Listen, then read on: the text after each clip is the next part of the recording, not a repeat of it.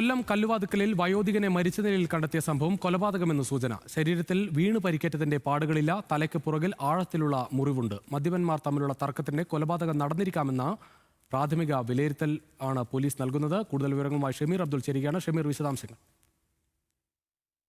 കഴിഞ്ഞ ഞായറാഴ്ചയാണ് കല്ലുവാതുക്കൽ പഞ്ചായത്ത് ഓഫീസിനോട് സമീപത്തുള്ള കെട്ടിടത്തിൽ നിന്നും ഇത്തരത്തിൽ ഈ രവീന്ദ്രൻ, ചരുപുഴ വീട്ടിൽ രവീന്ദ്രനെ രണ്ടാമത്തെ നിലയിൽ മരിച്ച നിലയിൽ കാണപ്പെട്ടത്.